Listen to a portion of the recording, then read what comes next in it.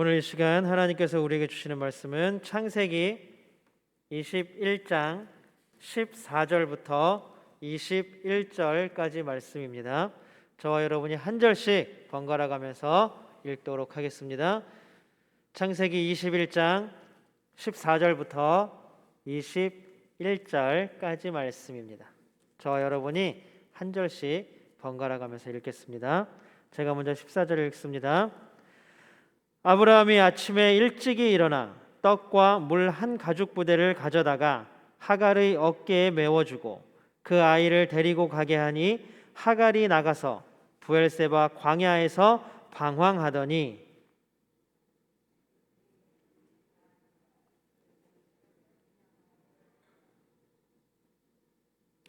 이르되 아이가 죽는 것을 참아 보지 못하겠다 하고 화살 한바탕 거리 떨어져 마주 앉아 바라보며 소리내어 우니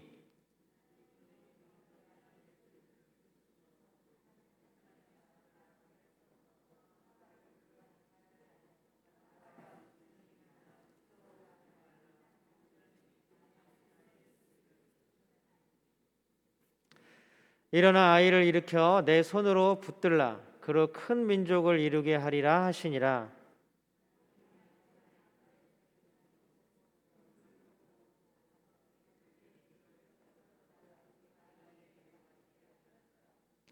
하나님이 그 아이와 함께 계심에 그가 장성하여 광야에 거하며 활 쏘는 자가 되었더니, 함께 읽겠습니다. 그가 바람 광야에 거주할 때에 그 어미가 그를 위하여 애굽 땅 여인을 취하여 아내를 삼게 하였더라. 아멘. 이 시간 부르심에 응답하여 예배 자리에 나온 우리 모두에게 놀라운 하나님의 은혜가 넘치기를 소망합니다. 또 예배를 통하여 하나님과 동행하는 은혜가 우리 가운데 가득 차기를 소망합니다. 우리 서로 함께 인사 나눌까요? 사랑합니다. 축복합니다. 예. 우리 또 하나 인사 나눠야죠. 건강하세요.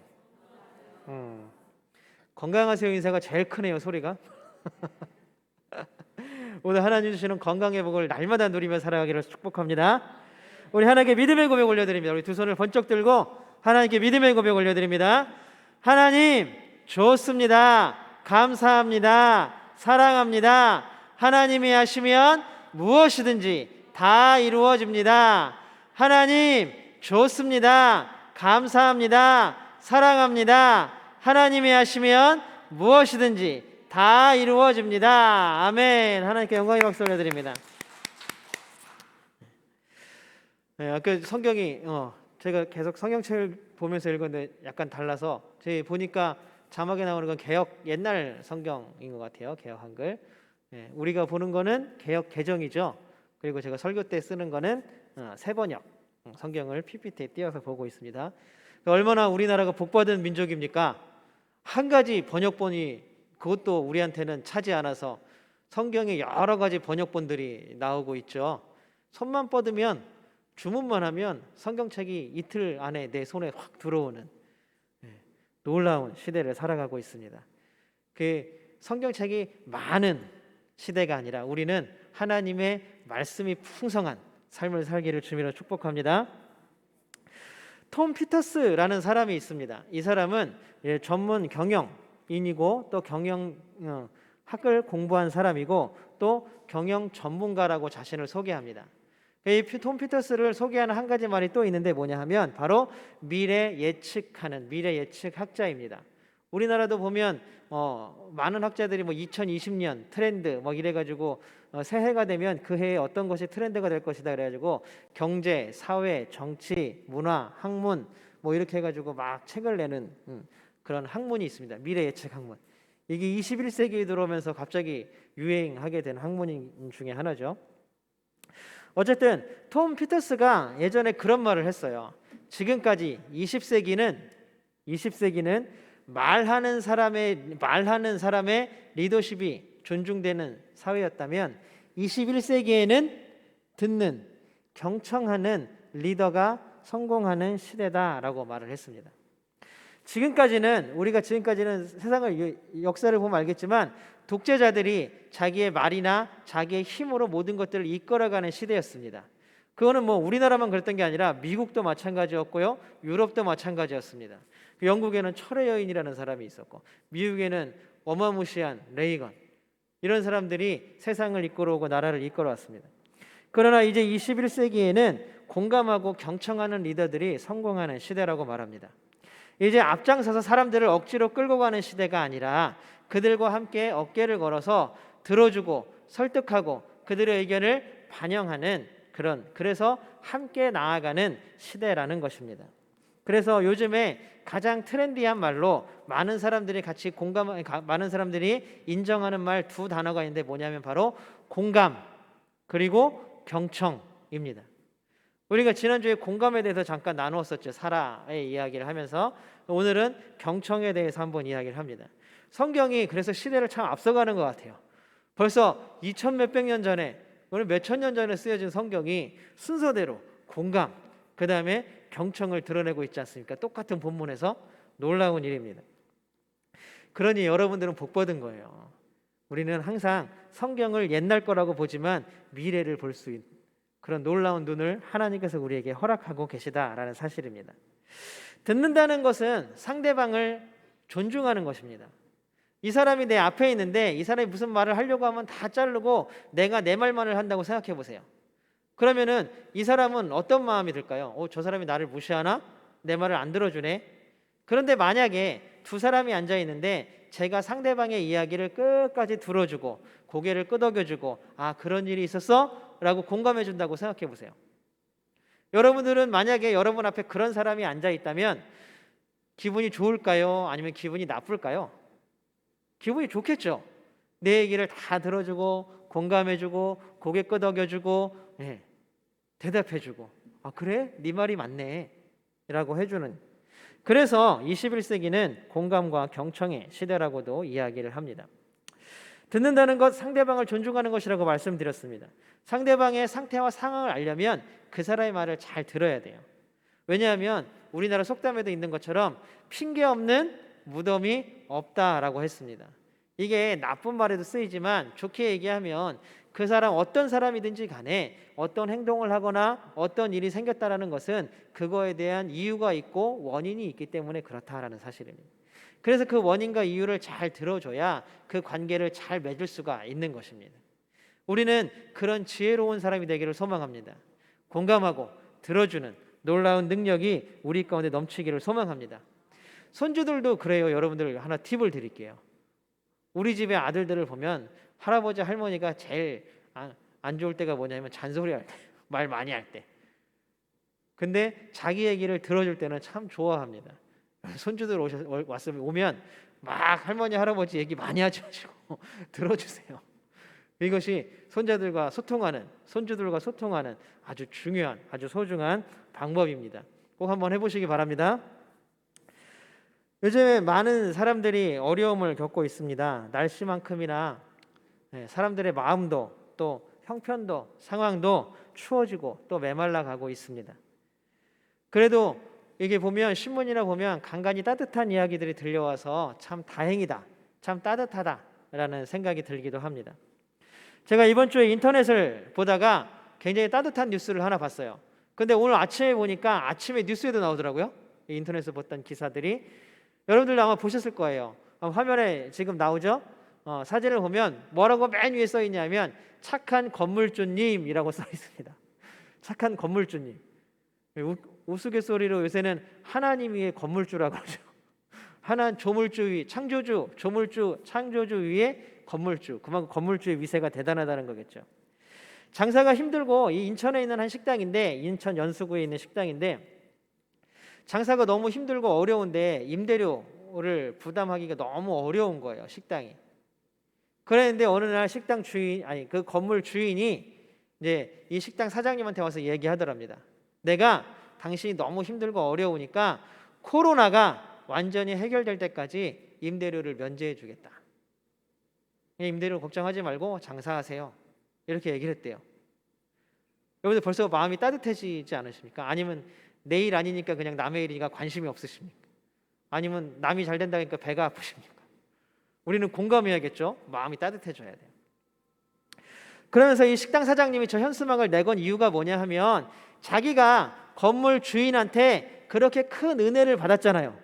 그러니까 나도 받은 은혜를 흘려보내고 나눠야겠다라고 해서 쓴 거예요. 앞으로도 쭉 설렁탕, 그다음에 굴국밥, 소고기국밥은 싸게 완전히 다 깎아서 5,000원에 판매하겠습니다 라고 그래요. 놀랍지 않으세요? 사랑은 이렇게 흘러가는 겁니다. 그리고 또 저 사장님이 사랑을 흘려보내는 방법이 있는데 뭐냐면 저 식당은 24시간 하는 식당이래요. 그런데 경기도에는 벌써 몇 달 전에 2.5단계가 격상되면서 식당이 9시면 문을 닫아야 돼요. 그러면 밤에 와서 일하는 직원들은 어떻게 해야 돼요? 해고할 수밖에 없잖아요. 그런데 임대료를 깎아주니까 이 사장님이 밤에 나오는 직원들을 해고를 안 했어요. 밤에 나오는 직원분들도 그대로 월급을 주면서 일을 하게 하면서 나와서 뭘 하냐면 식당 정리하고 청소하고 다음날 장사해야 할 반찬들을 만들고 그 다음에 요리 교육을 하고 있다고 합니다. 월급을 그대로 주면서. 왜냐하면 임대료를 깎아줬기 때문에. 그게 본인이 받은 은혜를, 사랑을 흘려보내는 방법이라고 생각을 했다고 합니다. 그 사장님이 되게 좋은 말을 쓰더라고요. 이게 선순환 아니겠습니까? 라고 말하는 아름다운 이야기죠. 우리의 마음을 따뜻하게 하는 이야기입니다. 이런 마음 따뜻해지는 일들이 우리 주변에 많이 생기기를 바랍니다. 우리 교회에도 지금 마음 따뜻한 일들이 벌어지고 있죠.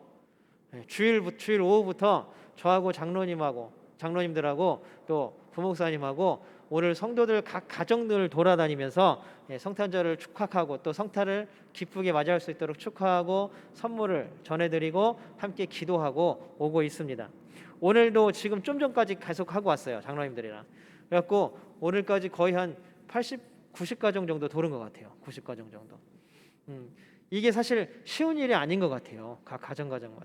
그런데 정말 행복한 일은 뭐냐 하면 예전에 뭐 옛날에 교회 나오다가 안 나오신 분들도 찾아가고 요새 안 보이는 분들도 찾아가서 얼굴도 뵙고 같이 기도하고 나오는 일들이 저한테는 참 즐겁고 따뜻한 일이었습니다. 여러분들 여기 보니까 다들 만나셨죠? 마음이 따뜻하시죠? 우리 장로님들 대단하시죠? 이렇게 따뜻한 일들이 우리 교회 가운데 넘치기를, 그래서 우리 교회가 따뜻한 사랑이 넘치는 교회가 되기를 소망합니다. 제가 왜 이렇게 장황하게 이 따뜻한 이야기, 공감과 경청에 대한 이야기를 하냐 하면 오늘 해야 할 이야기가 바로 이 두 가지 안에 다 들어있기 때문에 그렇습니다. 지난주 수요예배 말씀 제목을 혹시 기억하시나요? 역지사지였죠. 역지사지. 사라가 자신의 처지와 하갈의 처지를 바꿔놓고 생각하지 못한다는 것을 우리가 이야기를 했습니다. 우리가 흔히 개구리 올챙이척 생각 못한다라는 말을 하기도 합니다. 사라도 사실 권력, 힘 이런 앞에서 피해를 입은 당사자였습니다. 자신의 의지와는 상관없이 큰 수치를 당할 뻔했던 사람입니다. 심지어는 평생의 반려자라고 얘기하는 남편조차도 자신의 편을 들어주지 않았던 큰 사건이 있었습니다. 얼마나 약한 자의 서름이었겠습니까? 남편을 살리기 위해서 자식이 자신을 희생해야 하는, 이게 무슨 도대체 일입니까? 이렇게 어렵고 힘든 상황 가운데서 사라는 우리가 살펴본 대로 은혜를 입었습니다. 하나님께서 큰 은혜를 베풀어 주셨습니다. 그리고 그 수치도 갚아주셨습니다. 그래서 사라의 가족은 모두가 다 평안해졌고 행복해졌습니다. 그리고 하나님은 그냥 그대로 두시는 게 아니라 시간이 흘러서 사라에게 이삭을 낳게 해주셨습니다. 얼마나 감사가 넘치는 일입니까? 이런 일들이 또 있겠습니까? 정말로 기쁨과 즐거움이었을 것입니다. 그런데 이렇게 감사와 은혜가 넘치는 일들만 가득할 줄 알았는데 말도 안 되는 일이 벌어지게 생각합니다. 그렇게 하나님께 은혜를 입고 사랑을 입은 사라가 하갈과 이스마엘을 품어주지 못한 거예요. 놀라운 사랑을 받은 사람이 그 사랑을 흘려보내지 못한 거예요. 지금 이렇게 행복한 사라이지만, 그 받은 은혜 때문에 감사한 사라이지만 그 감사는 그냥 자기 안에 고여버리고 말았습니다. 우리 지난주에 읽었던 10절을 같이 한번 읽어볼까요? 10절입니다. 같이 한번 읽어보겠습니다. 시작. 사라가 아브라함에게 말하였다. 저 요종과 그 아들을 내보내십시오. 저 요종의 아들은 나의 아들 이삭과 유산을 나누어 가질 수 없습니다. 사라가 보기에 하갈과 이스마엘은 자기와 이삭을 위협하는 존재일 뿐입니다. 사라의 눈에는 하갈과 이스마엘이 언제든 쫓겨날 수 있는, 아니면 이제는 아들 대접도 못 받고 아내 대접도 못 받는 저 불쌍하고 한없이 가여운 존재로 보이지 않았다라는 것입니다. 그렇게 하갈과 이스마엘은 가정에서 쫓겨납니다. 여러분, 우리나라에 내리사랑이라는 말이 있죠. 다 들어보셨죠? 부모님이 자녀를 사랑하는 걸 말합니다. 그리고 내리사랑을 좀 더 구체적으로 해석하면 뭐가 하냐면, 부모가 자식들 중에서도 어린 자식들, 그러니까 막내로 갈수록 더 어린 자식들을 사랑한다라는 말입니다. 그래서 막내는 한없이 버릇이 없죠. 제가 아는 집에 삼형제가 있는데, 첫째는 관심이 없습니다. 둘째는 살아남기 위해서 여기저기 눈치를 봅니다. 셋째는 그냥 막무가내예요. 그런 집들이 있더라고요. 그래서 막내는 항상 버릇이 없는, 그래서 막내답다, 너 막내지 라고 말하면 버릇없다라는 표현을 쓰기도 합니다. 그래서 가만히 생각해 보면, 그래서 그 사랑은 더욱더 크게 어린 사람으로, 또 약한 사람으로 흘러가는 게 더 맞습니다. 그래서 하나님의 사랑은 우리가 흔히 신학자들이 얘기하는 것처럼 편파적인 사랑입니다. 하나님은 모두를 다 똑같이 사랑하시는 것이 아니라, 똑같이 양쪽으로 사랑하는 것이 아니라 사랑은 똑같습니다. 그럼 하나님이 더 신경 쓰시는 것은 누구냐면 바로 약자들입니다. 이것을 신학자들은 하나님의 편애라고 표현하기도 합니다. 그러나 내리사랑은 있어도 또 우리나라 말에 치사랑은 없다라고 말합니다. 하나님은 사라를 생각하시고 사랑과 은혜로 베풀어 주셨지만, 마땅히 사라는 그 받은 사랑을 내리사랑으로 흘려보내야 했습니다. 그러나 그러지 못했다라는 말입니다. 자기만의 사랑을 가둬두었고 그 받은 은혜를 자기 안에서 썩히고 있었다라는 사실입니다. 그런데 놀라운 장면이 하나 이제 오늘 본문에서 벌어지게 됩니다. 아브라함과 사라, 하나님의 은혜를 입은 사라에게는 눈에 가시 같은 존재였던 하갈과 이스마엘, 하나님의 약속의 대상이었던 이삭이 태어나자마자 눈에 가시로 전락해버린 하갈과 이스마엘을 하나님께서는 사랑하시고 돌보셨습니다. 오늘 14절 한번 읽어보겠습니다. 14절입니다. 14절 아브라함이 하갈과 이스마엘을 내어 쫓는 장면입니다. 같이 읽겠습니다. 시작. 그는 먹거리와 마실 물을 하갈의 어깨에 메어주고서 그를 아이와 함께 내보냈다. 사라도 사라지만 사실 아브라함도 아브라함이죠. 아니, 사라가 아무리 그래도 그렇지 자기 아들이잖아요. 사라가 내쫓으라 그런다고 그냥 오늘 뭘 줘요? 먹거리와 마실 물을 약간 주고 내쫓았다 그래요. 재산을 나눠준 것도 아니고 누구를 좀 딸려보낸 것도 아니고, 그냥 아들과 하갈 이 둘을 그냥 마실 것과 먹을 물과 먹을 것들을 조금 줘서 내보냈다라는 사실입니다. 참 아브라함도 우리가 12장부터 보아왔지만 그렇게까지 왜 우리가 믿음의 조상이죠? 라고 말할 이유가 별로 크게 없는 사람인 것 같기도 합니다. 참 매정합니다. 이제 아브라함 가족의 가장 약한 사람들 하갈과 이스마엘이 버려졌습니다. 광야의 한가운데에서 어린아이 하나를 데리고 하갈은 방황했다라고 말하고 있습니다. 여러분 한번 부모의 마음을 한번 생각해 보세요. 광야에 내버려진 자신의 처지, 그리고 광야에 버려진 자기의 어린 아들을 보는 심정이 부모로서, 엄마로서 어땠을까요? 기분이 막 좋았을까요? 야, 이제 우리 자유야, 광야에서 열심히 살자, 이런 생각이 들었을까요? 사람에게 가장 어렵고 힘든 경우는 관계가 깨지는 경우라고 말합니다. 사람은 하나님을 닮아서 관계의 존재이기 때문에 더 그렇습니다. 하나님을 닮았다는 말은 우리도 하나님을 닮아서 관계를 맺는 존재이기도 합니다. 그래서 제가 예전에 캐스터웨이라는 영화를 한번 소개해드린 적이 있죠.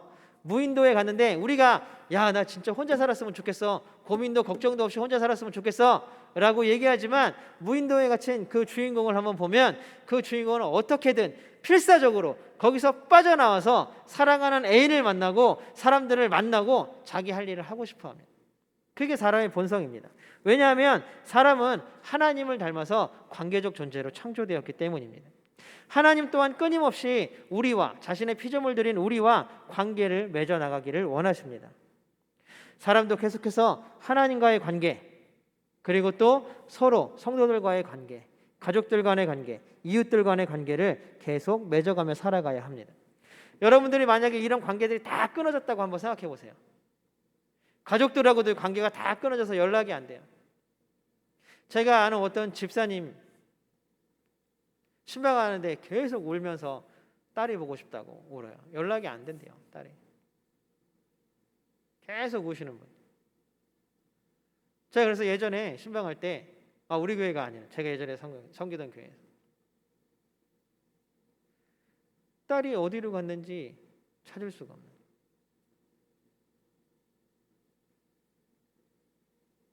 그 관계들이 여러분들 다 끊어졌다고 생각을 해보십시오.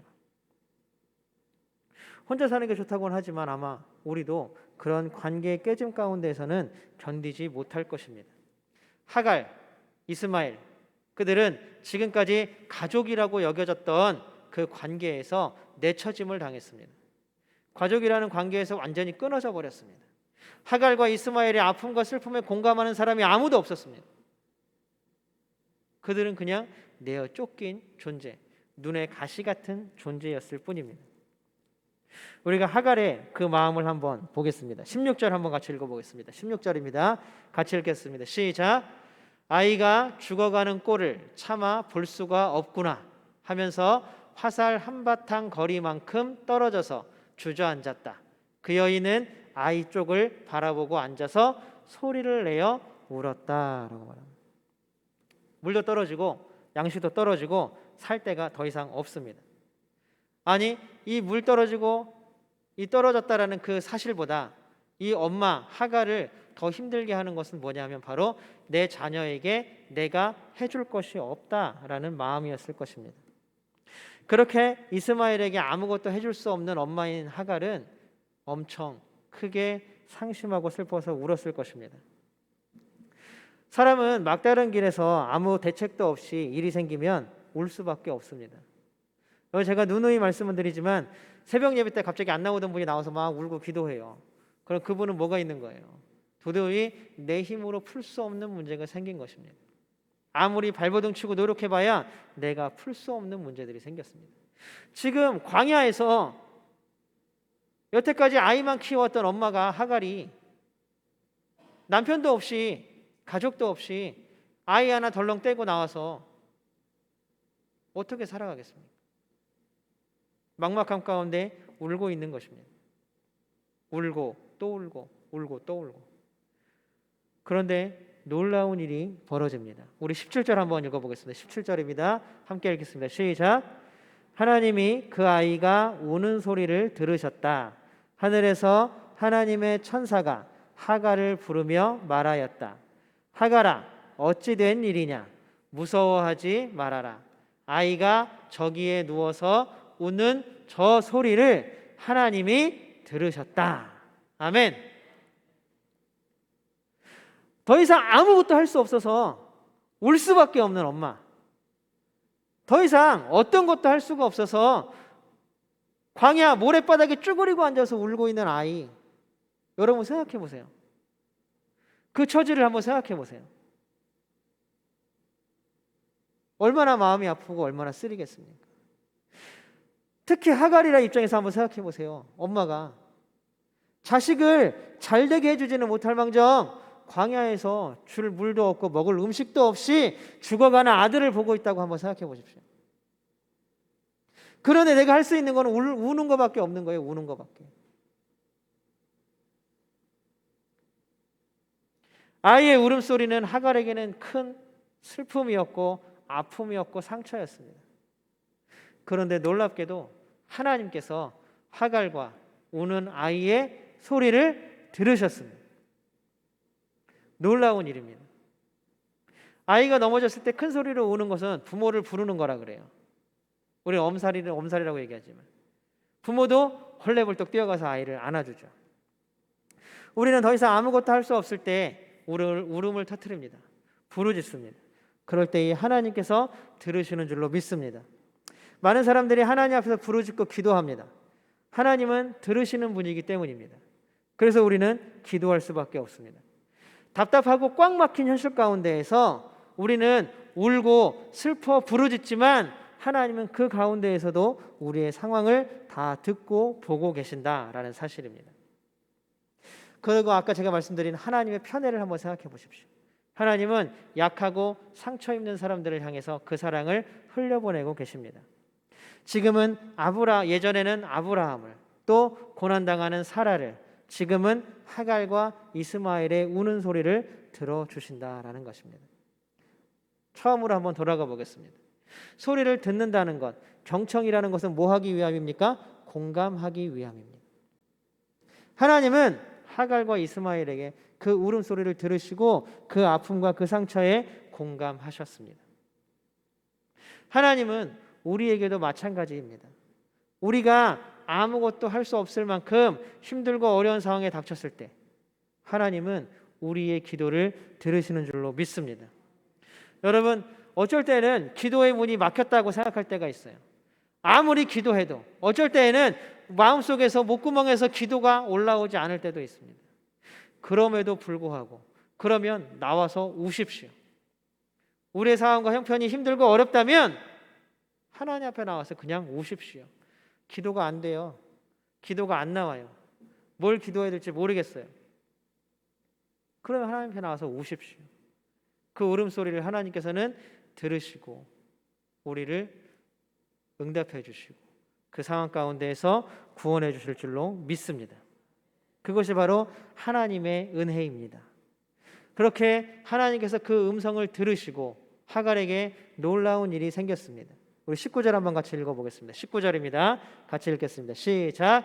하나님이 하갈의 눈을 밝히시니 하갈이 샘을 발견하고 가서 가죽 부대에 물을 담아다가 아이에게 먹였다.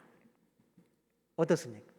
하나님이 그 소리를 들으시고 그냥 들으시고 아이 그런가 보다 하고 지나가신 것이 아니라 하갈의 눈을 밝히셔서 먹을 수 있는 샘을 발견하게 하시고 물을 먹게 하셨다라는 사실입니다.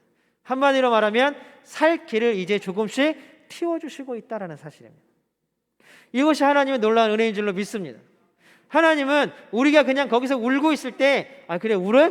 너 목소리 크고 좋네? 잘 울어라? 이러고 지나가시는 분이 아니라는 이야기입니다.